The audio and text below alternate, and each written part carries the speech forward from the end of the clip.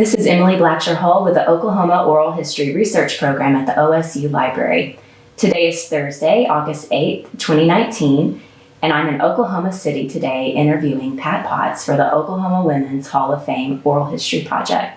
Pat was inducted into the Oklahoma Women's Hall of Fame in 2017. Thanks for taking the time to talk to me. Well, thank you. I'm pleased to have the opportunity. Great.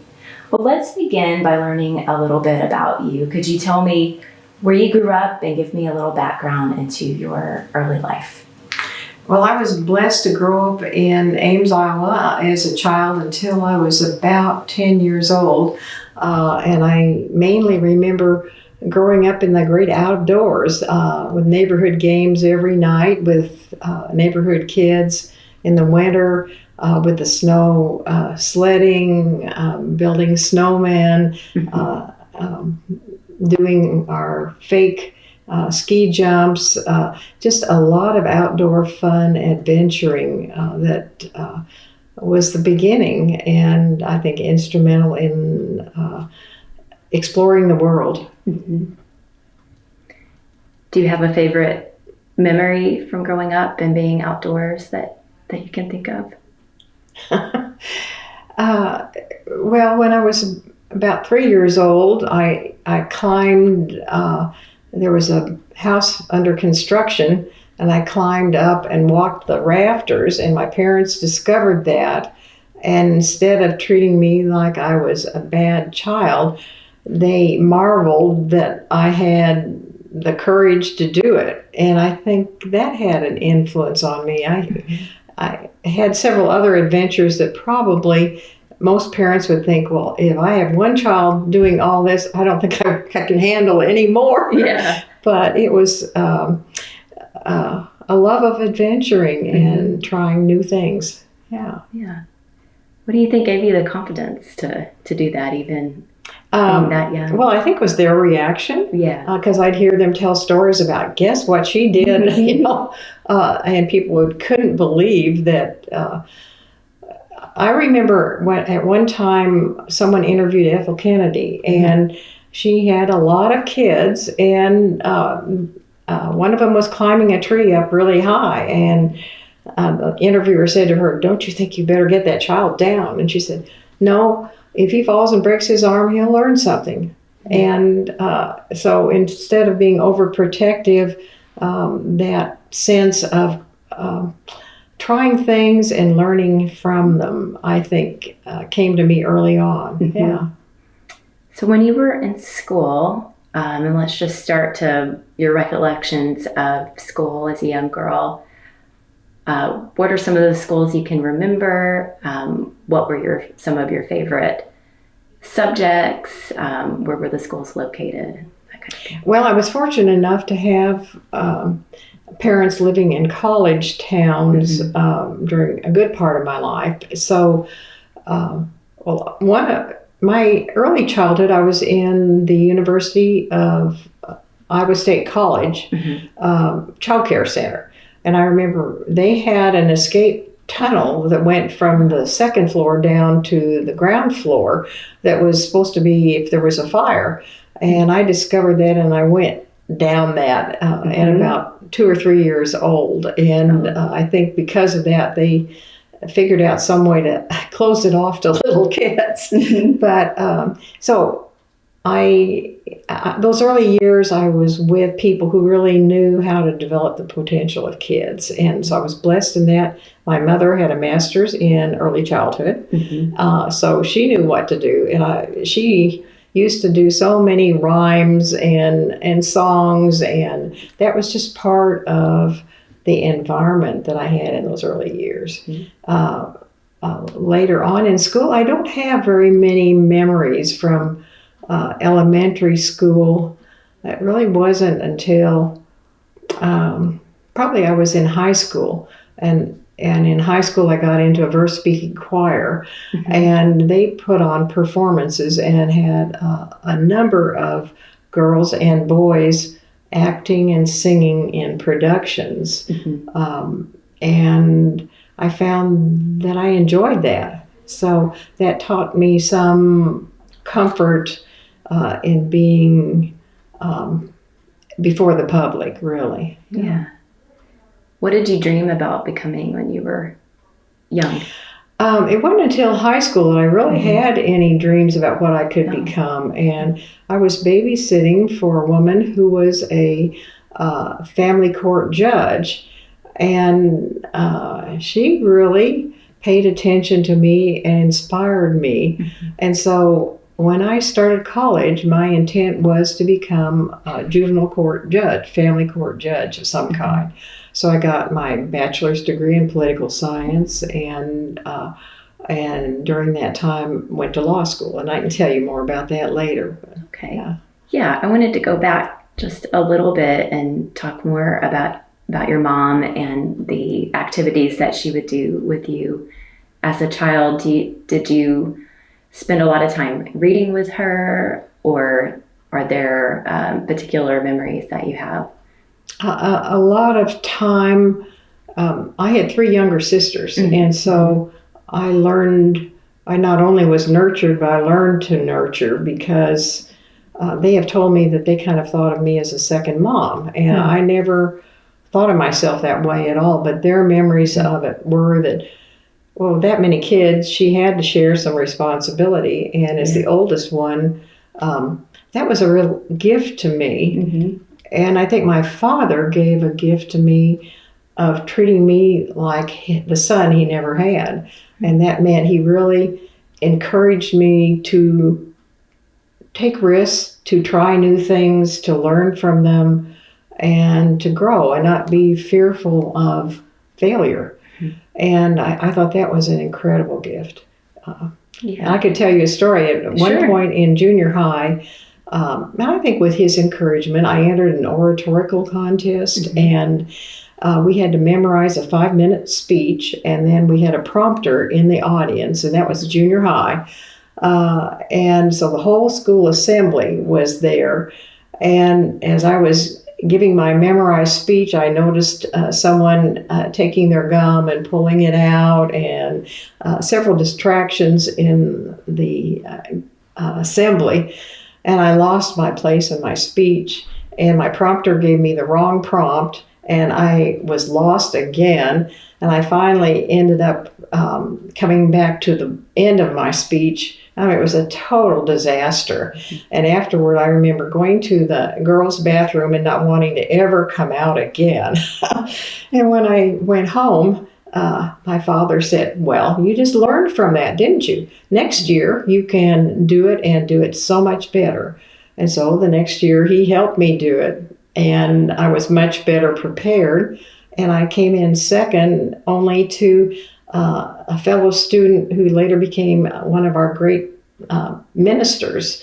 So out of that failure was a learning experience that I think had a strong impact on me. Yeah. When you think of yourself compared to your peers when you were young and a young girl, did you feel like maybe your family encouraged you differently from others? I don't think I had that awareness. Okay. I think the only awareness I had was that the boys were the leaders, and the girls kind of supported that. And there was a lack of sports opportunities. I think I was a ping pong champion in junior high, but basketball, so many, soccer, none of those sports were available for girls.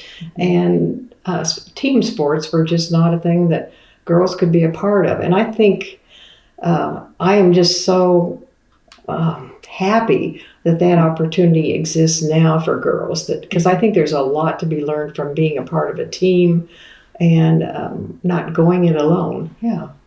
Yeah. How'd you get into ping pong? And who did you play? Did you play the boys? And yeah, I think sometimes we played anybody, just because it was there and girls could be a part of it. Yeah. Yeah. Great. That's a fun memory. So I think we started talking about this a minute ago. So as you started to progress from young girl to young adult, can you tell me about how you imagined how your life would turn out. So you mentioned that you ended up going to law school. Is that right? While I was in college, I took a degree in political science, and I found that absolutely fascinating. And history, government, sociology, psychology, all of that was really interesting. In my senior year, I was able to get into law school, and at that time, it was not a Juris Doctorate degree. And so I took it as elective courses, which instead of history of motion picture or something like that, I was in law school. But the problem was that I was the only one in the freshman or junior, there were 3 years of law school, only woman, and I experienced shunning. The professors obviously didn't want me there. The fellow students, I never had a group to study with, to be a part of I was sort of isolated during that time. And although that was a painful experience, I think I learned a lot about what it feels like to be an outsider, and that has had a big impact on my life. In many ways, I had a life of privilege, but if that hadn't occurred, I don't know that I would have developed so much concern for opportunities that people miss because there aren't others encouraging or providing them. So, was there anyone that you met along the way that kind of served as a mentor or role model that kind of helped get you through and help move you forward? Well, I had fallen in love with my husband, who was also in college at the same time and a year ahead of me.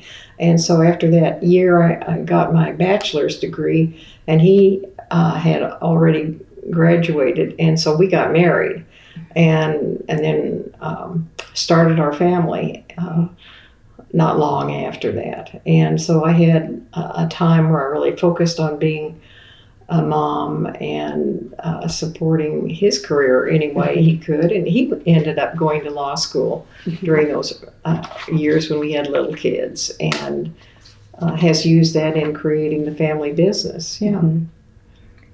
What did he do to support you, be emotionally, let's say, when you were focusing on raising the kids? We talked a little bit before we started taping about motherhood or stay-at-home motherhood, or just what it's like to be in that world, especially when it's new.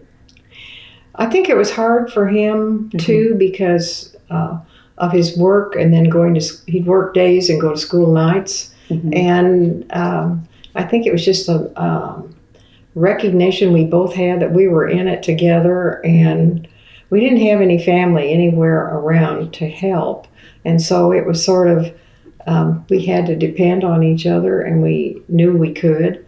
I think it was more that. Yeah. So when did you start doing your nonprofit work? So you were raising your kids. Were you doing anything? Yeah, it's kind of a logical process. I got involved in the PTA at the school where they were in elementary school, and the city was going through the beginning throes of potential desegregation, and I think I was president of our PTA at the time. We invited a school from the east side of Oklahoma City, which had a separate education system, to come to our school. And that was met both with welcome and with fear of something different from a lot of the parents. But anyway, there were some really courageous families from the east side that came to our school, and our school learned to care about those kids like they cared about their own. And because I think of our doing that, I got involved with the PTA down Oklahoma City, and I was vice president of the city PTA when I was asked to run for the school board. and there was a reform ticket that I ran on, and we were elected. And then we had the job of handling desegregation in the Oklahoma City School District, which was, I think, maybe the time I'm proudest of, because it really required a whole lot of courage, a lot of stamina, a lot of ability to understand all sides of the change that was going on. But not only did I feel it was the right thing to do, but we also had an opportunity to open up opportunities for women at that occasion.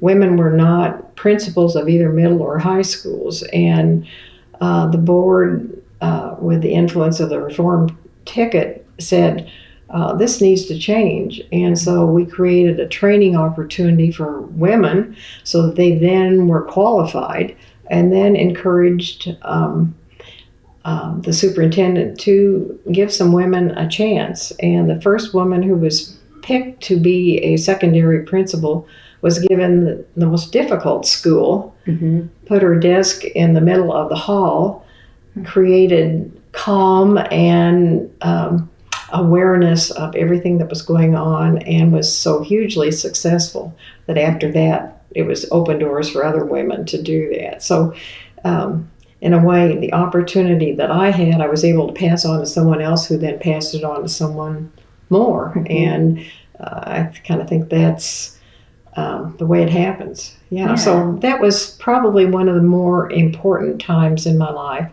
I did realize that systems empower people or they limit them. And we had a lot of systems that were limiting people.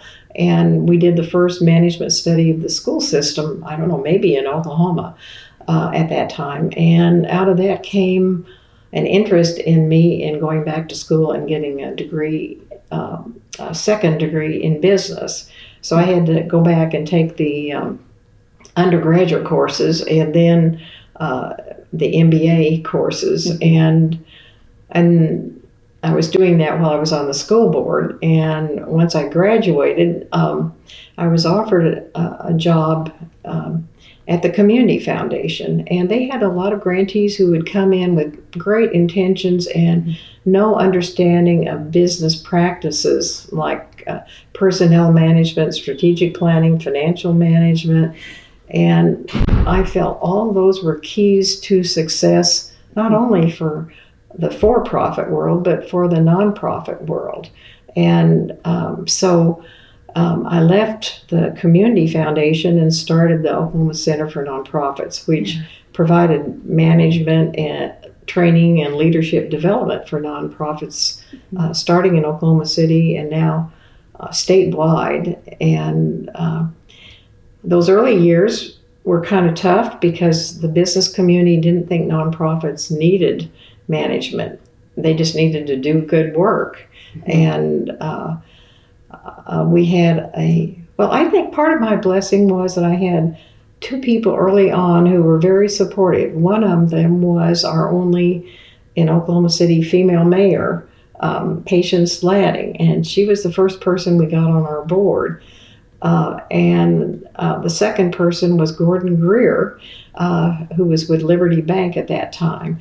And they both believed in what we were trying to do. And after that, we were able to build a strong board and grow business and community support. What did you learn about yourself while doing this? And can you give me an idea of the time frame that this was all happening? Yes. We created the foundation in 1980, and when I say we, I'm talking about my husband and me. And he was fully supportive of our doing that, and felt that we were blessed being a part of the energy industry. He had gone out on his own with another gentleman who became co-partners in the energy industry and had been successful, and it was sort of a way of paying it forward. So we created the foundation in 1980, and the next year started the Center for Nonprofits. So we had those two arms, and that has worked very well. Both have flourished, I think, in different ways. Do you have particular memories or experiences when you kind of look at your time doing this that are especially meaningful for you, like a certain project or something like that?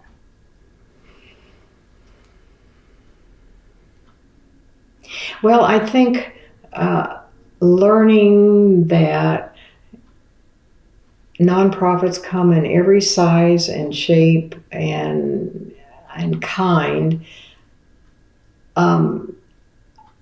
but their success or failure really depends a lot not only on their leadership but their understanding of how they can grow their organization. And I think I learned during those early years what a difference there is in resource availability between rural areas and urban areas or suburban areas of the state. And that remains a challenge to this day. Mm-hmm. So we can teach rural organizations how to accomplish things, but oftentimes it's much more difficult for them because there's not the array of financial or in-kind resources available to them. So I think it was just having to fundraise, I served on the boards of about 8-10 different kinds of nonprofits during those early years, from sports to family to arts to education, human service, to understand the differences in those organizations and be better equipped to help them. Mm-hmm.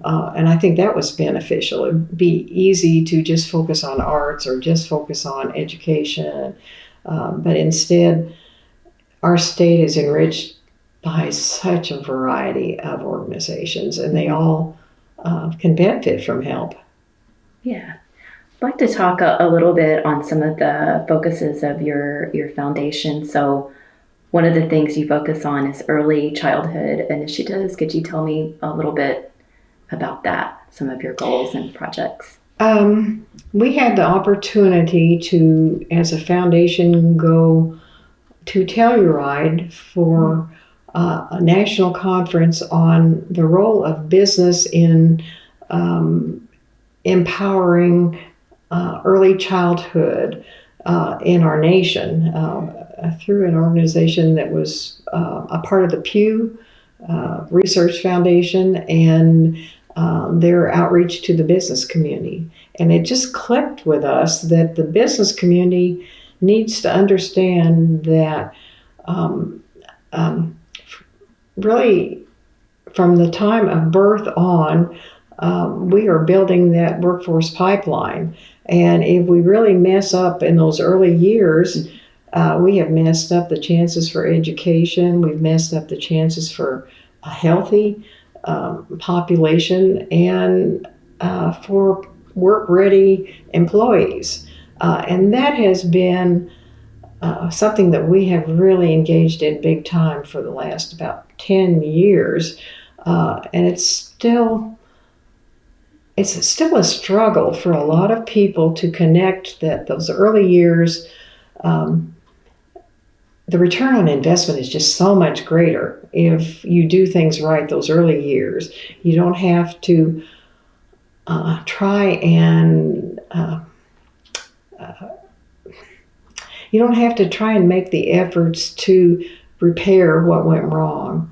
And well, one of the things that we have done presentations to civic groups and had a large group that was called OK CEOs. They were Oklahoma champions for early opportunities. Mm-hmm. And those business leaders would speak to civic groups. And we've done that for a number of years. More recently, we learned that Oklahoma is the state that in which children experience the most trauma. And because that's the case, we've started trying to educate people about how they can prevent trauma in early childhood and how they can help heal it. And we have a film that we have taken now to about 8,000 people throughout Oklahoma, from educators to law enforcement to healthcare workers to faith-based organizations, about they can play a role in their communities in preventing by supporting parents, by supporting teachers, and also in the healing process. Part of what is taught is it's not that there's something wrong with a child that has experienced a trauma. It's something that just happened to them, and they still have all the potential in the world to become the best person they can be. But that's a message we're trying to get out that is, I think, critical. And we're going to be doing a meeting this coming fall with about 20 communities that have teams working together to build a resilient community, and we hope to build a resilient state ultimately, where we changed so many of our statistics that are negative. And of course, the things that are a part of it have to do with how many mothers and fathers that we incarcerate. It has to do with access to good health care for all families. It has to do with availability of high quality education for everybody. So those are all pieces of that puzzle. Yeah. And you also founded the Oklahoma Women's Coalition as well. And you were just talking about children and parents, and speaking of incarceration, Oklahoma has one of the highest rates, and the highest in the world for women. Could you tell me about how does this coalition address that issue, or the Oklahoma Women's Coalition is really focused on not only women but girls, and so things like STEM, of course, the prison population. It has to do with equal pay for equal work. It has to do with the laws often are more punitive to women for similar things that men have been involved in. And, well, it's equity in opportunity and equity in the way our society treats women and girls. I think I didn't really find that I had any leadership ability till I was in college, and I was in a sorority, and I found out that I had more endurance and maybe the ability to balance both sides on issues that a lot of my fellow women didn't have. And I think if I had remained in an environment that was mixed men and women all the time, I might not have learned that because the opportunity wasn't there. Yeah, and I think that's an important and I later became president of my sorority. In fact, I was president when I was in law school. And I remember how tough that year was because law was a whole new thing, that I already said I wasn't welcome in that profession. And I did my studying in the furnace room in the basement of the sorority house because that year I needed to live in the sorority house, and it was the only way I could find quiet.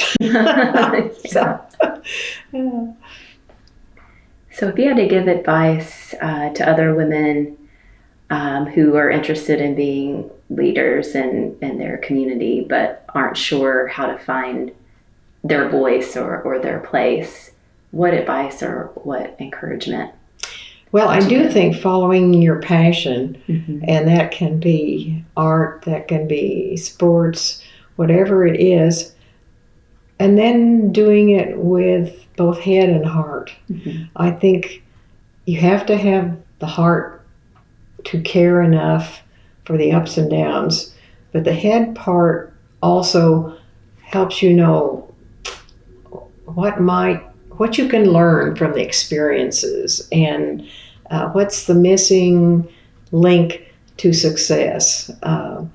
It helps you take advantages of opportunities that are around you that um, if you just have your heart in it, you might not see. Yeah. Do you mentor other women in your line of work, or do you serve as a role model to other women that you try to help? Well, I think I'm a poor role model. The work we do,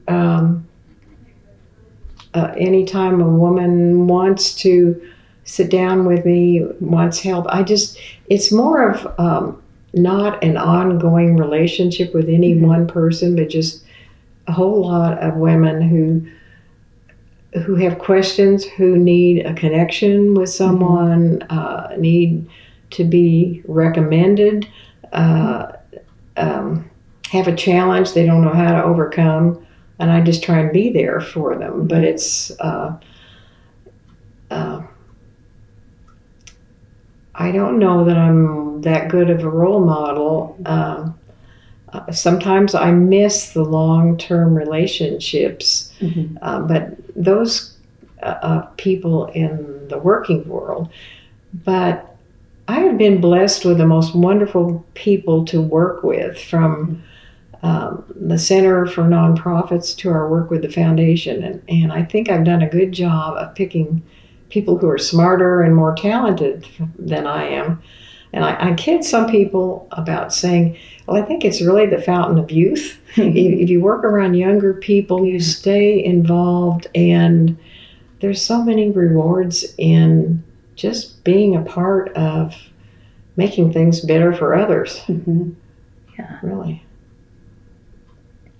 What do you think you've learned about yourself as a leader over the years? Well, I know I'm a problem solver, and I have learned that oftentimes people don't want a problem solver. Yeah. They just want someone to listen. And I have learned, that's been one of my learnings. Mm-hmm. And I guess on the positive side is I'm sort of a possibility thinker. Mm-hmm. And I see connections all the time between a challenge here and someone who is interested in that, or who might have a way of helping out. And we often describe the work of the foundation as sort of being a catalyst, of being a connector, being a communicator. And it's sort of, we don't do that incredible work that nonprofits do, but we do find ways to help make things happen. And as a foundation, we're small in terms of our monetary resources, but we have people who really want to be out there helping enable others to make a difference. Yeah, I think being that connector is really essential. And sometimes a small grant from our foundation can be the kind of certification that a nonprofit needs to get help from others who can do so much more than we can.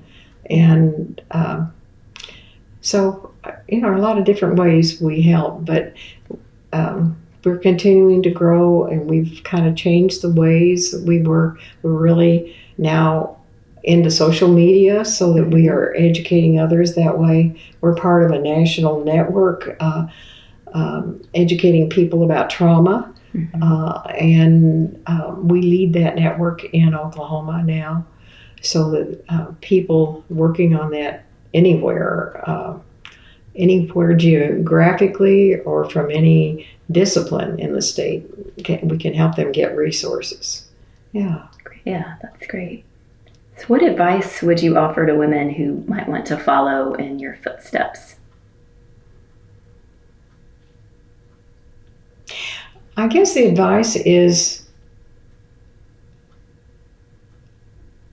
it's not easy, but the rewards are great of feeling like you're making some small difference. If you want to have financial rewards that are significant, the nonprofit sector is not the place to be in general. But I think, well, I have seen a lot of people who have retired and said, now I want to do work where I feel like I'm making a difference, and helping guide those people to work in the nonprofit sector. Sometimes just making a living, we lose that chance to feel our life has meaning.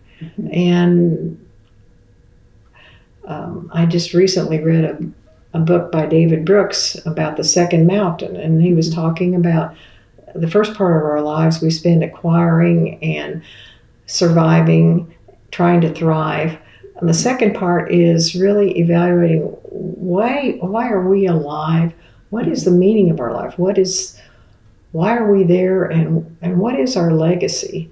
And I guess I'm in that part of my life right now where I'm really hoping that my legacy is enough to maybe help others realize their potential, and that's a rare opportunity. Oh, yeah, absolutely.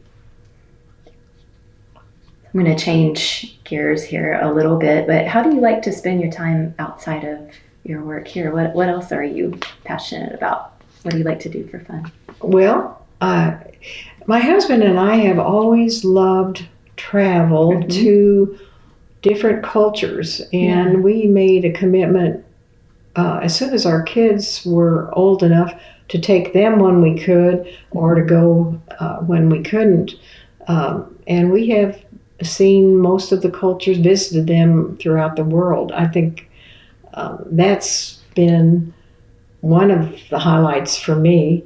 I love theater, music, drama. I love swimming. We are sports addicts in that we, not that we are any kind of champions, but we just like to get out and get exercise. I think the most recent highlight in my life is that I'm a great-grandparent, and in 1 year we got 4 great-grandkids. Oh, wow. So we have 4 babies in the family. Yeah. And seeing them already begin to develop personalities and respond to people, and so a lot of that's the joy of family. And we're blessed that our kids live around this area. So although the grandkids are off to far parts of the country, so we don't get to see these babies very often. But I think family, and I just enjoy doing things with my husband, and we share a lot of things. I guess that's a pretty good summary. Yeah. And I just feel very indebted to my husband that he has chosen to pay it forward in terms of our success as a family company, to invest in the works that the foundation is engaged in. Yeah, I think that's great. And I think we've already talked about key moments in your career that were really important. You talked about that earlier. Are there any other things that have meant a lot to you in your work and nonprofits that we haven't talked about yet?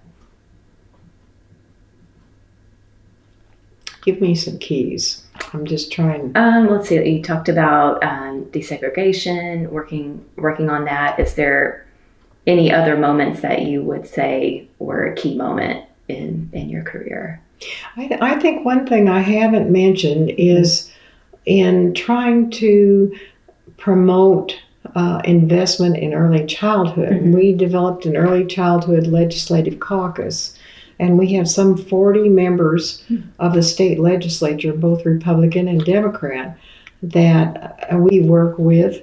And I think when the legislature is supportive of things that increase opportunities for children and their families, because of that caucus, we take a little point of pride in that. And we're in our third year of working with that caucus and learning how to do a better job of sharing with them how they can make a difference as legislators. And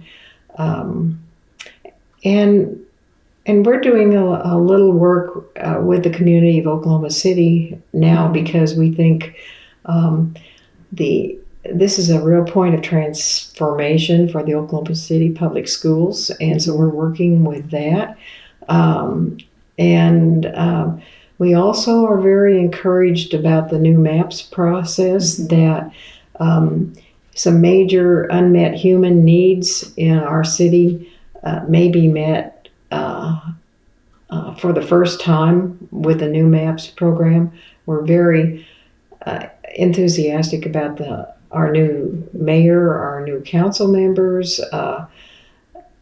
We feel like there's a recognition that maybe the most important thing we can do is provide more opportunity for the reaching of potential by our people, and ways to do that.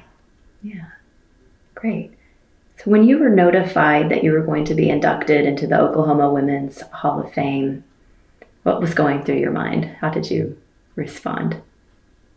Well, really two things. One was a lot of humility, a lot of gratitude, but also a recognition that I'm a part of our state beginning to acknowledge that women are important contributors to not only the past, but the present and the future. And I think until we had the Women's Hall of Fame, there was very little recognition for women. And so I feel like that's an important encouragement to women, and acknowledgement of traditional and non-traditional roles that women play that are so crucial in our society. Yeah. So if you could give advice to fellow Oklahomans, just in general, about life or work, what would you tell them?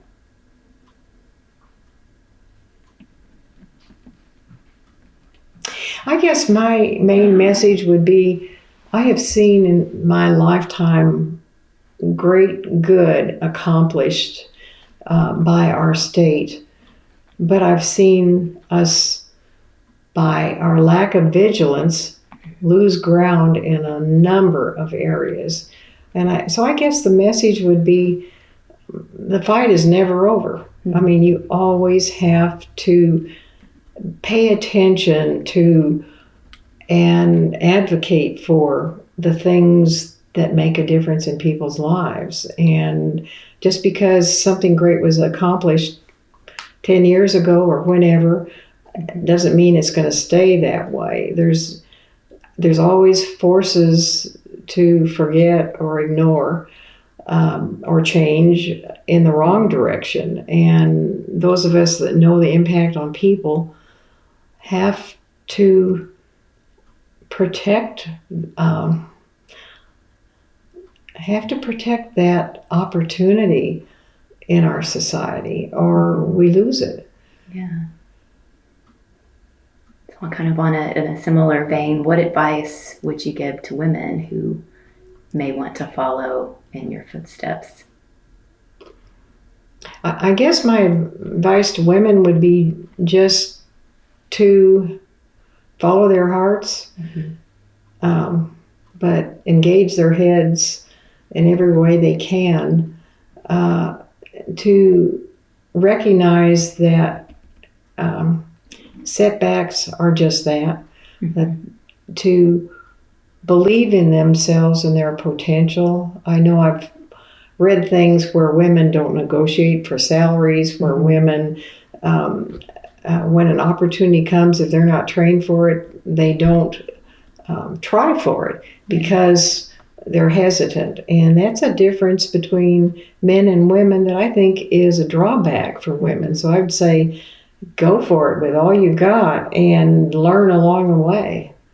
Yeah. And try again. I think back to the story you told me about and the competition that, you found a way to keep. When we were starting the Center for Nonprofits, we decided we needed to raise more money than we just had to do the work we were. And so we went to an appeals review board that had to approve if you could have a fundraising campaign. It was composed all of white men. And we made our case and were turned down. And the president of our board said, well, heck, we just need to improve our presentation. Let's appeal and come back. So we put our case together and did a better job, and we got turned down a second time. These business leaders did not see any reason why nonprofits needed management training and leadership development. And so at that point, the president of our board said, well, heck, we've got a few friends. There's nothing keeping us from talking to our friends and trying to raise some money that way. So that was the beginning. And after that, it started catching on. And so I guess that's an example of, we could have just sort of given up at that point, but we knew what we needed to do was more important. And so we just found another way. And in fact, I wanted to expand the work to Tulsa from Oklahoma City. And so I had figured out 2 major companies could make a significant grant, and that would help us start. When I went to the first one of those 2 companies, he said, you will never succeed doing this. You have to have 10 times this many supporters to make it. And so I had to go back to the drawing board and figure out, okay, it's not going to be that easy, and eventually it worked out. And of course, there's been an office in Tulsa as well as Oklahoma City for decades now, and we've reached out and become a statewide organization. But those were both examples of roadblocks that merely, I guess maybe one of my personality traits is I love a challenge. And so I guess that would be advice to women as well, that take on those challenges and you may find hidden strength and hidden opportunities because of that. Yeah, I love that. That's great advice. When history is written about you, what would you like for it to say? Well, I wrote down something because I really hadn't thought much about that.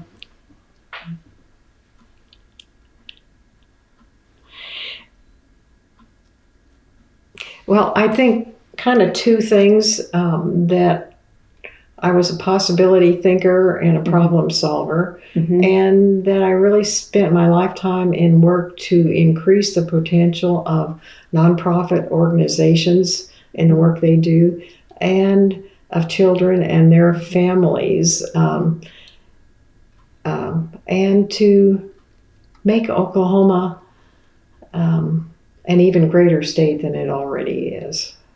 Yeah, that's great. Well, we've covered a lot of ground today. Is there anything else you'd like to talk about that we haven't addressed? Is there anything you think of that you wonder about from what I said? Well, I think you have given so many great insights into just the whole, what resilience looks like. And how important That's right. that is. I guess I have been kind of living resilience too. I never thought about it that way. That's just something that, I think about that in this interview series in particularly, is where that even comes from, and how you keep going. Because I think many people, and maybe women in particular, sometimes it's hard to keep going, or maybe you don't have the support of a partner or a spouse or whatever, I think you need to find friends, coworkers that help make that happen. Because I think going it alone is terribly difficult. Isolation. You can be a leader, but if nobody follows, right. You're not going anywhere. Building that support system. Yes. And your own community, however it is you fit, maybe. And I have really found that finding in others the core values that you share. I mean, you may have differences on a lot of levels, but the core values that you share, then you can start working together and building something. Yeah. Well, that's wonderful. Well, thank you so much for your time today. You are a wonderful interviewer. Really. Thanks. Well, this is great. What a treat. Pat, could you tell me about a time when you faced a difficult challenge? Well, I had a difficult challenge one time on a job where a boss was instructing me to do something that I was not only illegal, but I didn't feel was right. And I had to leave that job knowing that it was testing my sense of integrity. And one other time, I think when my integrity was tested was the decision to run for public office and to stand for what I believed was right, which was not necessarily one party or the other. And even back then, party line was much more important than working across party lines to solve problems. And so I stuck with my integrity about how I would legislate if I was elected. And I left the work that I described, and I was not elected to public office because of that. But I felt like I kept my integrity intact, and that was really critical to my sense of well-being, that I wouldn't sell out just to win. And I think we all are faced with decisions like that during life, and I have no regrets about that. Yeah, well, I think that's a really important story example to bring up, and I'm so glad that you were able to share that with me. So yes, we're trying to encourage more women to run for public office, and our partisan environment right now makes it really hard. It's a difficult road. Yeah, that's for sure. Well, great. Well, I think that was the only thing. Okay, yeah. Well, thank you again for your time. Thank you.